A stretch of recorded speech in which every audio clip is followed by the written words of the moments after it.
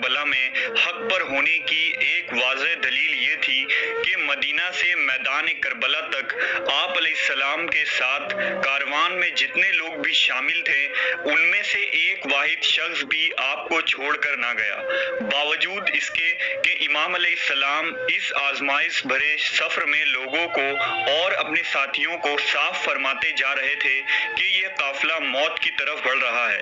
سفر کے دوران جب کاروان نے ایک مقام پر پڑاؤ ڈالا تو آپ نے چراغ بجھا دینے کا حکم دیا اور لوگوں کو یہ اجازت دے دی کہ جسے واپس جانا ہے وہ اب بھی جا سکتا ہے، مجھے اس سے کوئی شکوہ نہیں اور نہ ہی روز آخرت اس سے سوال کروں گا، مگر امام کے ہر اصحاب کو شہادت قبول تھی مگر آپ کا ساتھ چھوڑنا نہیں، لہٰذا صبح ہوئی ایک شخص بھی رات کے اندھیرے میں نہیں گیا اور تمام حواری نے امام علیہ السلام کے ساتھ سفر کو جاری رکھا۔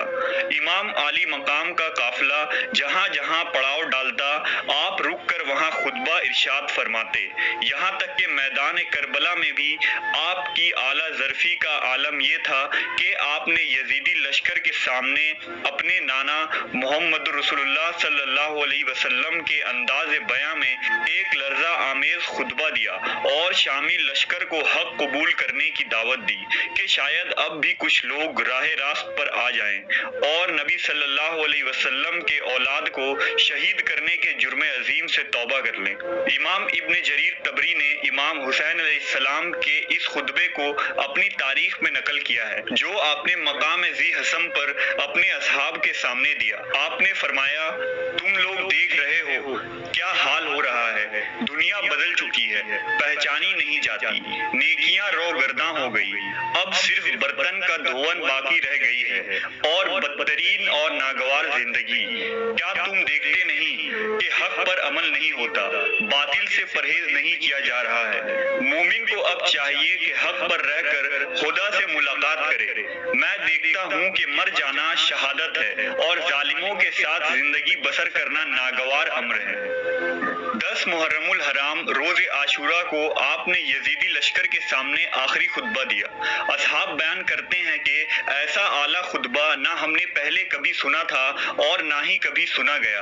امام ابن کثیر نے اس خطبے کو البدایہ میں نقل کیا ہے۔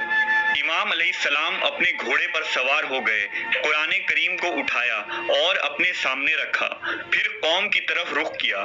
آپ ہاتھ اٹھائے ہوئے یہ دعا مانگ رہے تھے، اے اللہ، ہر مصیبت میں تیری ہی ذات پر میرا بھروسہ ہے اور ہر مشکل میں تو ہی میری امید ہے۔ پھر آپ کے شہزادے علی بن حسین گھوڑے پر سوار ہوئے، وہ کمزور اور بیمار تھے۔ حضرت امام حسین نے بلند آواز سے فرمایا، لوگو، میں تمہیں ایک نصیحت کرتا ہوں، توجہ سے سنو۔ سب لوگ خاموش ہو گئے۔ امام علی مقام نے اللہ کی حمد و ثنا کے بعد فرمایا، لوگو، اگر تم مجھ سے نصیحت قبول کرتے ہو اور میرے ساتھ انصاف کرتے ہو تو یہ تمہارے لیے سعادت کی بات ہوگی اور تم پر میرا کوئی زور نہیں ہے۔ اگر تم میری نصیحت قبول نہیں کرتے تو تم اپنے خود ساختہ معبودوں کے ساتھ مل کر سازش کو پختہ کر لو، پھر تمہیں اپنے فیصلے میں کوئی تذبذب باقی نہ رہے، پھر تم جو کچھ میرے خلاف کر سکتے ہو وہ کر گزرو اور مجھے مہلت نہ دو۔ بے شک میرا مددگار اللہ ہے جس نے یہ کتاب نازل کی ہے اور نیک لوگوں کی مدد کرتا ہے۔ جب آپ کی بہنوں اور بیٹیوں نے یہ سنا تو وہ بلند آواز سے رونے لگی۔ اس پر آپ علیہ السلام نے فرمایا، اللہ تعالیٰ ابن عباس پر رحم فرمائے، انہوں نے مجھے مشورہ دیا تھا کہ اپنے ساتھ خواتین کو لے کر نہ جائیں اور معاملات درست ہونے تک آپ کو مکہ میں رہنے دیں۔ پھر آپ نے اپنے بھائی عباس کو بھیجا تو انہوں نے ان خواتین کو خاموش کرا دیا۔ پھر آپ نے لوگوں کو اپنی فضیلت، نسب کی عظمت، مرتبے کی بلندی اور بزرگی بیان فرمائی۔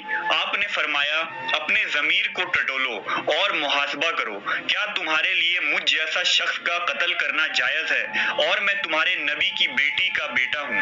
روئے زمین پر میرے سوا کسی نبی کی بیٹی کا کوئی بیٹا نہیں۔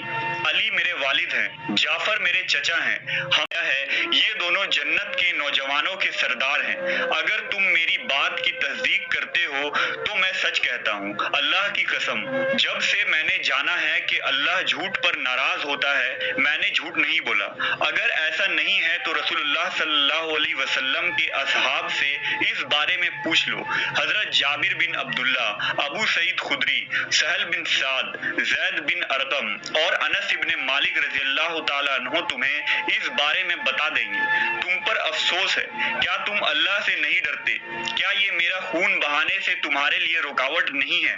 تو اس وقت شمر بن ذی الجوشن نے کہا، وہ ایک کنارے پر کھڑا ہو کر اللہ کی عبادت کرتا ہے، مگر میں جانتا ہوں کہ وہ کیا کہتے ہیں۔ تو حبیب بن مظاہر نے اس کو جواب دیا، خدا کی قسم اے شمر، تم 70 کناروں پر کھڑے ہو کر اللہ کی عبادت کرتے ہو۔ اللہ کی قسم جو وہ کہہ رہے ہیں ہم جانتے ہیں، اور بے شک تمہارے دل پر مہر لگ چکی ہے۔